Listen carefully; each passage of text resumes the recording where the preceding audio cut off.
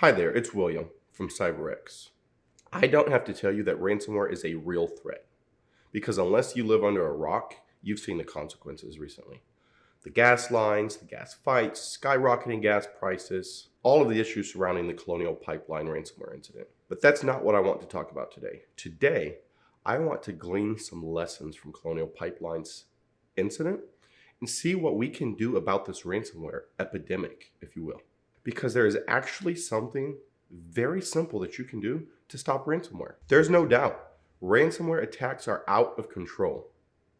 But to understand our current situation, we need to back up a bit to the rise of ransomware. Before we do though, I need you to hit the like button and subscribe so that you're notified when we release future videos. Back to the topic.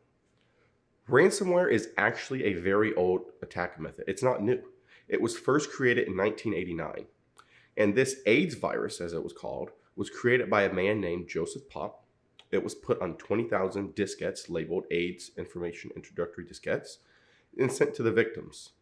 After a set number of 90 reboots, the virus would encrypt files on the computer and it would demand that they pay $189 to a post office box in Panama. The doctor was arrested, but he was deemed unfit to stand trial when he showed up wearing a cardboard box on his head to allegedly stop radiation. Needless to say, ransomware has advanced quite a bit since its diskette and cardboard hat wearing days. And one of the biggest issues in the early days of ransomware was payment methods. Criminals wanted, ideally, non-traceable payment methods, which were far and few back in the day. But in 2009, that issue was solved with the advent of Bitcoin.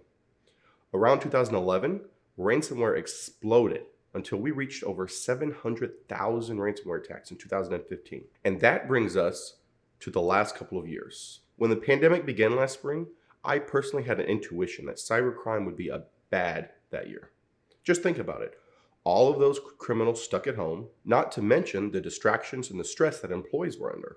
They were working from home, trying to have a meeting with the children running around. They were much less likely to double check that link in an email. And to an extent, 2020 was a pretty bad year. We saw the first known death caused indirectly by a cyber attack when a patient in Europe died in transport after the victim hospital had to turn away the ambulance. And this year, there's been no decrease in the number of attacks. In fact, so far this year, there have been 2 times as many publicly disclosed ransomware attacks versus last year every month. But why? Why aren't we getting any better at this after a decade? I think that question is quite complex and there's no simple answer, but one factor is definitely helping weigh the balance in the favor of the criminals, and that is the payments. The money these criminals make is absolutely mind-blowing. The GanCrab Group, for example, announced in June 2019 that they were shutting down their operations after they made $2 billion in ransomware payments in just 1 year. Staggering. They put GanCrab on the same revenue level as Acronis and Acora, Kaseya, Kajabi, and Monday.com. Serious companies. And while some of that money likely goes to line the pockets of the criminal organizations backing these ransomware groups, a decent amount is being reinvested into improving their infrastructure and their capabilities. That's how GanCrab built a ransomware as a service platform. So now, wannabe criminals can simply go to a site like GanCrab's, use their ransomware platform, and pay a royalty fee. In the case of GanCrab, that was 30 to 40%. Crazy, but true. All these people have to do is deliver the payload to the victims. GanCrab takes care of the rest. Ransomware payments have gotten so far out of control that the US Treasury made a big announcement last year. They reminded companies that certain cyber criminal groups have been designated as sanctioned entities, and providing support, aka ransomware payments, to them could result in penalties for OFAC violations. These fines can be up to $20 million. And while this is a great step in the right direction, we'll have to actually see if it makes any impact. There is something that can sway the tide though. If companies will take steps to improve security, because here's the thing, most ransomware attacks are caused by a lack of basic security controls. And in many cases, these controls that are lacking don't cost anything. According to some research, the most common ransomware attack methods are 1. Remote desktop protocol and remote access solutions that are poorly secured. 2. Email phishing attacks. 3. software vulnerabilities that usually have patches released for them. They're not 0 days. Our agency just saw a client with Exchange servers that were missing patches from the big Exchange security that were issued in March. Attackers got a web shell on the server, launched malware, took over, and deployed ransomware. So let's look at each of these issues that cause ransomware most commonly a little bit closer, starting with remote desktop protocol. As you are aware, RDP is a protocol that allows for remote access of a Windows computer or a server. It's great for inside of an environment or a network, but I can't really think of any reason that you should have RDP exposed to the internet. If you can, let me know in the comments if there's a legitimate reason you think. All an attacker has to do is social engineer the right person to get a username and password, and voila, they have access to that computer. Right now, today, there are 3,858,549 RDP connections open on the internet. That is absolutely crazy. There are much more secure ways to handle remote access. And this is ransomware gang's #1 attack vector. Now, the next most common method is email phishing attacks. And email and phishing are amongst the easiest ways to get access to an organization.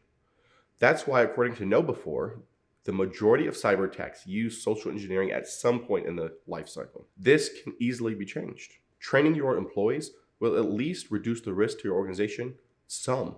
And that brings us to the final of the most common attack vectors for ransomware: software vulnerabilities. We saw a prime example of this with the WannaCry outbreak in 2017.